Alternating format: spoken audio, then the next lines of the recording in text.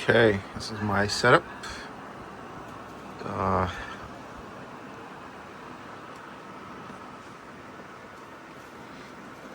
don't mind my cables. it's uh, it's crazy back there, but that's what I gotta do. I don't have much space to maneuver, so everything has to be everywhere. Starting from the pedals, I have Simpro Tech um, GT pedals, all aluminum and infinitely adjustable. I have them mounted on the kit that comes with it, and as you can see, I have to ply to kind of flat woods there. So basically, I've screwed this into the wood and then screwed this directly to the floor to prevent that from moving. And as you can see, I sim race at my desk. So as you can see, like there's literally almost no space around here. Like every single inch of space is accounted for. It's insane. Okay. So my main sim screen is 57-inch G9. It takes up all the space, and I have a 32-inch G7 on top as kind of like supporting screen. My wheel is Simagic Alpha Ultimate. I've been really happy with it so far. No issues. I like how, even though it might look quite a bit here, it's very, very small for what it is. It is incredibly small. And then my wheel, I have the FX Pro. Really, really good wheel. Good bang for the buck. I don't think there's any other wheel out there that does as much for the price. Especially, if you shop in the used market, you can get this for quite a good deal. From people that are trying to sell off their sim hardware, and it does everything, just about everything you could need, from GT to Formula Racing, hybrids, LMP prototypes, whatever it is you want to do. This wheel is up for the job. On the other side, I also have a GT4 steering wheel. I don't use that as much, but that is something I do have in my arsenal if I do need it. It's slightly wider than the FX Pro right in front of me, but like I said, it gets the job done. I'm happy with it. What else? Okay. Yeah. Generally, for my major sims, LMU, I haven't played it a lot. Just about 450 hours. Right there. If it's compared to Assetto Corsa, I have almost 3,000 hours, and Assetto Corsa Competizione, I have about 900 hours ish. So LMU is still up and coming for me. I also have like a few old titles like GT Legends, Race. I don't play those ones as much. I have Project Cars, and a few others. But I would say what takes up most of my time right now is LMU. I also have iRacing as well, and I have a few cars and tracks. But LMU by far and away is what takes up the variety of my time. This is Simpro. This is how I calibrate my wheel. Able to use that to configure my dashboards, which are kind of like proprietary to Simagic. The dashboards are kind of like replicas of the real dashboards of, like, GT3 hypercars, Le Mans prototypes, Formula cars. So this is obviously from the Ferrari 499P. This is for the LMP2 and the Cosworth LMP2 in Le Mans Ultimate, and I think Harrison as well. I don't know what car this is from, this either, but I know a few of them belong to definitely. But this is from the, I think the Cadillac LMP. I think this is the Porsche.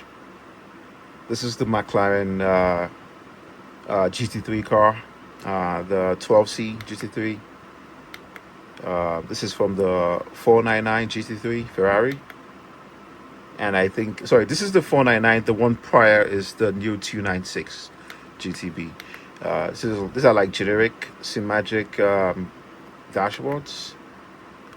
This is the Corvette GTD and GT3 dashboard. And I think this is actually the Porsche's 963, the hypercar. This is the dashboard for that. And for some other hypercars as well. And they get back to the 499p. Just to kind of like go into more detail with the wheel. Sorry, it's quite a bit dusty. I haven't been using this much. As you can see, it has a few rotary dials. And what I love about this compared to my Fanatec is that this requires a lot of force. Once you move, it takes quite a lot of force to move this, so you don't move this by mistake. It's very difficult to kind of like just randomly move it. You have to do it with intention. And that goes for this one as well.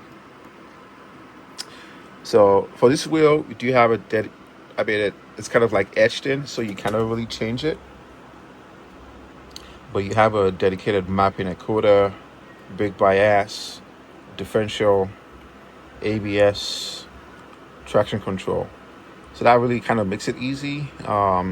Usually those are the kind of things you want to change with an encoder. So it's good that, it helps that, those are kind of like dedicated buttons. You don't have to really think too much about it.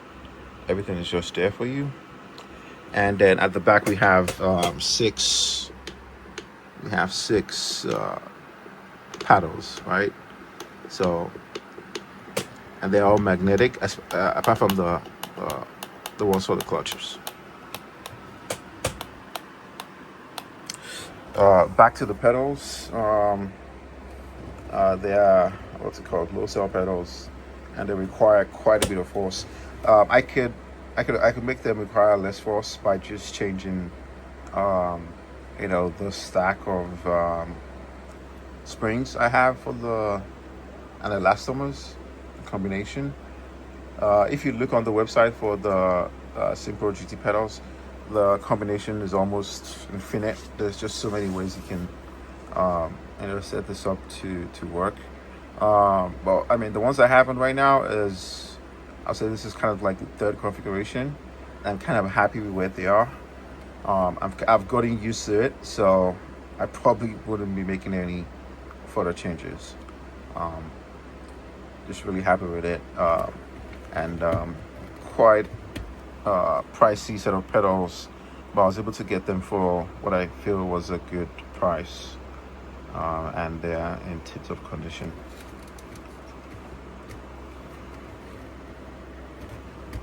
Now, I don't have a rig. Like I said, I'm raised on my table. So what I do with my seat is I do have the wheels. I have the wheels sitting in like cups, and the cups do a good job of preventing zero movement on carpet. So I'm able to put about 200 kilograms or more of force through the pedals, and these things don't move a millimeter. I'm really, really happy with the performance. To be honest, I think I might still look into obviously the ultimate choice would be to have a rig, but for now, until then, because I'm really space constrained, until then I'm probably just going to look into wheel locks, because I feel like those might give me even more flexibility, just being able to lock the wheels and then unlock them with such a tight space from left to right. It's quite a challenge, getting the seat mounted, all 5 wheels mounted in each cup. It definitely requires quite a bit of flexibility that I seem to be struggling with day to day. So anyway, that's my setup. It's, I said, right at my desk. My chair, usually what I do is I do take it down. So this is the kind of like the sitting position I use when I race. So it's a little bit down. Another cool thing is that the amp for my monitor is really, really solid. So I can move my monitor a lot closer to me to achieve the desired FOV. Can move the monitor much closer.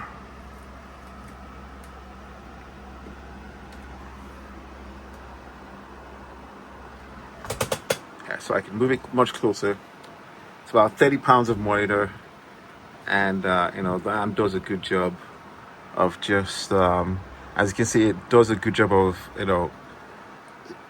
circulating, just you know going around me and giving me a good field of view. So until my VR headsets get here, I'm still gonna be happy with this. I'm happy with this for quite a bit. For sure, like if you can get a 57-inch G9, check the used market. Sometimes this go for great deals. On Amazon, they're usually on sale regularly. I recommend, like, if you can go for it, this is the top. This is the top of sim racing displays for sure. This is the king, for sure, without a doubt. It's pricey, but once you buy it, you definitely get your money's worth. And it's technically 240 hertz 4K displays joined together, 232-inch 4K displays joined together. So you have quite a bit of vertical field of view upgrade compared to the older model, which I also had a 49-inch G9. So the 57-inch is not only wider, but also taller. So you get a bump in vertical and horizontal field of view. It's not going to compete with, say, a triple screen setup, but if you only had the space for one screen, I would say this is probably the best you could do. It's probably the best you could do with such a space. As far as my PC goes, it's 7950X 3D 4090 and a custom Singularity case, water cooled. Gets the job done. Yeah, definitely before the end of this year, I will be going 9950X 3D and 5090. Just trying to take care of a few stuff before that happens. But so far, this is my rig. Thank you for showing up. Thank you for watching, and have a good one. Bye.